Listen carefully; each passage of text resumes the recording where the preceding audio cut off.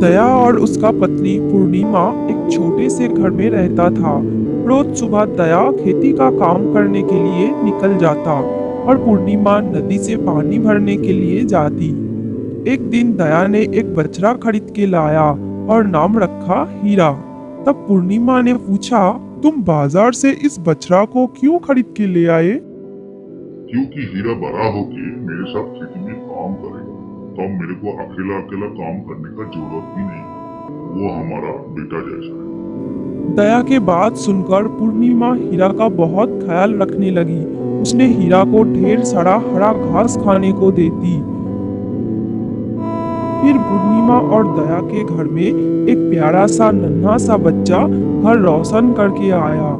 एक दिन पूर्णिमा मुन्ना को लेकर हीरा के पास खड़ी थी। तब दया ने बोला, हमारा घर में मुन्ना आने के बाद तुम हीरा का बिल्कुल ख्याल नहीं रखती। क्योंकि मुन्ना हमारा खुद का बेटा है और वो बड़ा होके हमें देखेगा। और हीरा तो एक बैल ही है ना, वो कैसे हमारे मुन्ना की तरह हमारा देखभाल करेगा। कुछ साल बाद मुन्ना अपने उच्च शिक्षा पूरा करने के लिए शहर जा रहा था और अब हीरा भी एक बलवान बैल हो गया था।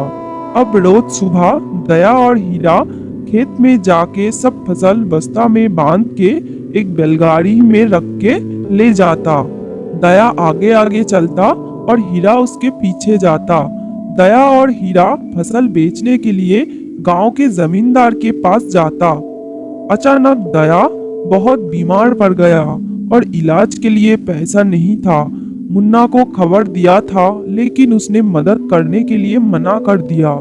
दया को इस हालत में देखकर हीरा बहुत दुखी होके रोने लगा।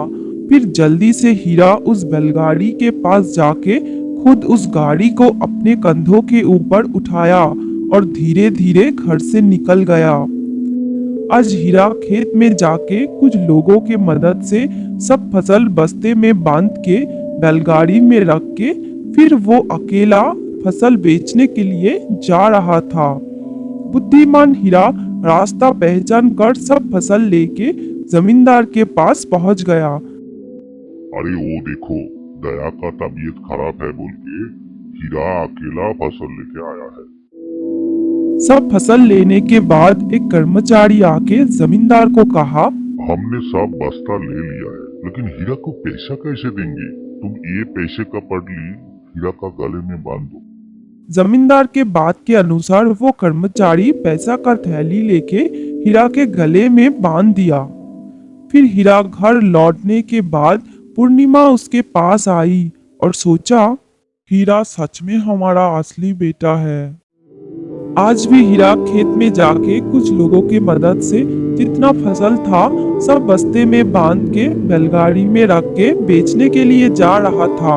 और कुछ समय के बाद प्रभु भक्त हीरा अकेला रास्ता पहचान कर सब फसल लेके जमींदार के पास पहुंच गया।